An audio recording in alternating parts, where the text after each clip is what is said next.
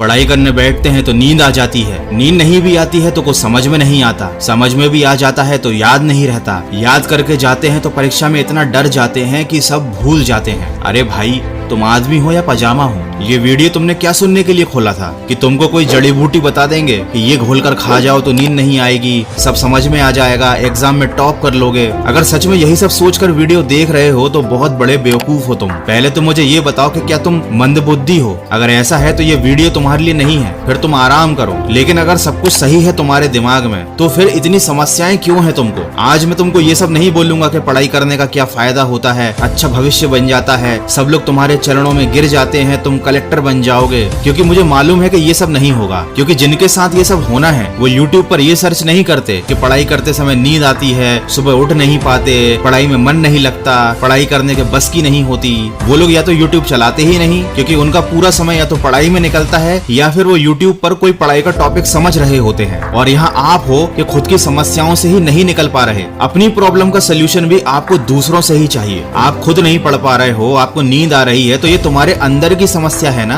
जब समस्या तुम्हारे अंदर है तो उसे खत्म कौन करेगा? तुम करोगे, या कोई और तुम्हारे शरीर के अंदर घुस तो नहीं जाएगा। तुम कोई मशीन तो नहीं हो कि लोग तुम्हारे अंदर घुस जाएंगे और तुम्हें सही कर देंगे, तुमको मोटिवेट कर देंगे। मोटिवेट उसे किया जाता है जो संघर्ष कर रहा हो, जो लगा हुआ हो जी जान से, फिर भी उसके साथ बुरा हो रहा हो, उसे मोटिवेट किया जाता है ताकि वो हार ना माने। तुम्हें क्या कोई मोटिवेट करेगा? तुमने तो शुरुआत ही नहीं की। हार मानना तो बहुत दूर की बात है। कड़वी लग रही होंगी, बुरी लग रही होंगी मेरी बातें, सच ऐसा ही है, इससे भी ज्यादा कड़वा और बुरा। जब ऐसे ही जिंदगी कटती रहेगी, सोते हुए, ऊँगते हुए, अलसाते हुए, और फिर जब सारे सपने टूटेंगे तब और भी ज्यादा बुरा लगेगा। फिर भी तुम चैन से ही सोना। इस नींद के चक्कर में ही तो तुमने अपनी ये हालत कर ली है। अपनी जिंदगी को इस मोड़ पर ले आए हो कि अब तुम्हें सोने के अलावा कुछ समझ में ही नहीं आता। देखो, अभी भी टाइम है, तुम्हारे पास आखिरी समय बचा है, आखिरी मौका बचा है। नींद आ रही है तो मुंह पे पानी मार लो, नींद आ रही है तो जाकर नहा लो। अगर ठंड ज्यादा लग रही है, ये सब नहीं कर सकते तो थोड़ी देर के लिए किताब को बंद करो और थोड़ी सी दौड़ लगा कर आओ, सारी नींद भाग जाएगी। फिर से पढ़ने बैठ जाओ, फिर दौड़ कर आओ, फिर किताब के साथ में बैठो,